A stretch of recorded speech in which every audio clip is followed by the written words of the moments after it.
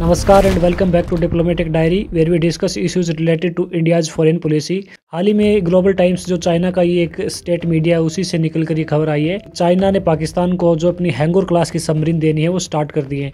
China पूरी तरीके से कोशिश कर रहा है कि पाकिस्तान की नेवी को इस लेवल तक मजबूत कर दिया जाए अरब सागर में वो इंडियन नेवी को एक लेवल की टक्कर दे सके। चाइना जो पाकिस्तान को सबमरीन दे रहा है, इस सबमरीन की स्पेसिफिकेशन क्या है और इंडिया के पास इस सबमरीन को काउंटर करने के लिए कौन कौन से ऑप्शन है, इसको हम आगे डिस्कस करेंगे। पहले हम चाइना और पाकिस्तान के बीच जो एग्रीमेंट साइन हुआ था उसके बारे में चर्चा करेंगे। 2015 में चाइना और पाकिस्तान के बीच एक एग्रीमेंट साइन किया गया था जिसके तहत टोटल 8 सबमरीन डिजाइन की जानी है, जिसमें से 4 सबमरीन चाइना में मैन्युफैक्चर की जाएंगी और चाइना में असेंबल की जाएंगी। उसके बाद डायरेक्टली पाकिस्तानी नेवी में इंटीग्रेट की जाएंगी। बची हुई 4 सबमरीन चाइना में मैन्युफैक्चर की जाएंगी, पाकिस्तान के अंदर असेंबल की जाएंगी। और इसी एग्रीमेंट के तहत पाकिस्तान ने चाइना से इस सबमरीन की टेक्नोलॉजी भी मांगी है, जिसे ट्रांसफर ऑफ टेक्नोलॉजी भी कहते हैं। और पाकिस्तान इस टेक्नोलॉजी को क्या काम मिलेगा उसका मुझे भी नहीं मालूम। यदि हम इस सबमरीन की स्पेसिफिकेशन के बारे में बात करें तो ये एक डीजल इलेक्ट्रिक सबमरीन है, लेकिन सबसे बड़ी ताकत इसकी AIP सिस्टम है, जिसे एयर इंडिपेंडेंट प्रपल्सन सिस्टम भी बोलते हैं। यानी जो ट्रेडिशनल सबमरीन होती है उसे हर 2 से 3 दिन के बाद सतह पर आना होता है, और जब सबमरीन बार बार पानी की सतह पर आती है तो दुश्मन कंट्री के रडार में आने के चांसेस ज़्यादा होते हैं। लेकिन सबमरीन में जब AIP टेक्नोलॉजी को इंटीग्रेट कर दिया जाता है तो उसे बार बार पानी की सतह पर नहीं आना पड़ता और वो लंबे समय तक लगभग 2 से 3 सप्ताह तक पानी के अंदर ही रह सकती है। इससे सबमरीन की जो स्टेल्थ कैपेबिलिटी है वो भी और अधिक बढ़ जाती है, यानी एनिमी कंट्री के रडार सिस्टम में आने के चांसेस बहुत कम हो जाते हैं। चाइना पाकिस्तान को जो सबमरीन दे रहा है उसकी सबसे बड़ी ताकत भी AIP सिस्टम ही है। और पाकिस्तान को काउंटर करने के लिए इंडिया के पास टोटल 18 सबमरीन है, जिसमें से 2 अरिहंत क्लास की सबमरीन है, दोनों ही न्यूक्लियर पावर्ड सबमरीन है। इंडिया ने इन सबमरीन में K-15 मिसाइल जिसकी रेंज 750 किलोमीटर है और दूसरी मिसाइल K-4 जिसकी रेंज 3500 किलोमीटर है को इंटीग्रेट कर रखा है।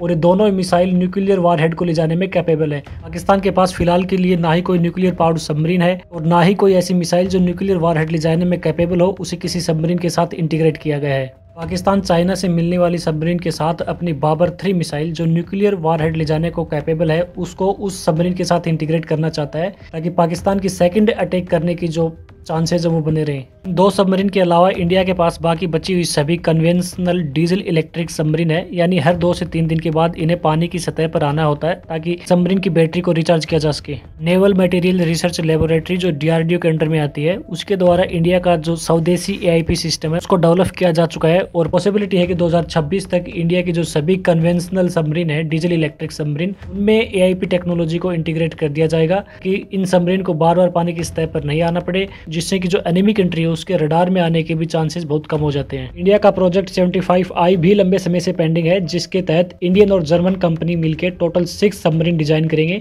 जो डीजल इलेक्ट्रिक कन्वेंशनल सबमरीन होंगी, लेकिन ये सबमरीन AIP टेक्नोलॉजी से लैंस होंगी। यानी हो सकता है नेक्स्ट ऑपरेशन सिंदूर 2.0 के अंदर इंडियन नेवी का भी बहुत बड़ा कंट्रीब्यूशन हो। पाकिस्तान चाइनीज वेपन का सबसे बड़ा खरीदार है और पिछले 2020 से 2024 के बीच लगभग 60% जो चाइनीज वेपन है वो पाकिस्तान के द्वारा ही खरीदे गए हैं। इंडिया ने जब पाकिस्तान के अगेंस्ट ऑपरेशन सिंदूर कंडक्ट किया तो Chinese made HQ-9 air defence system या और कोई मिसाइल जो पाकिस्तान ने इंडिया के अगेंस्ट यूज की थी वो पूरी तरीके से फ्लॉप साबित हुई। चाइना से खरीदी हुई सबमरीन पाकिस्तान की नेवी को कितना मजबूत करती है ये आने वाले किसी और ऑपरेशन में देखना होगा।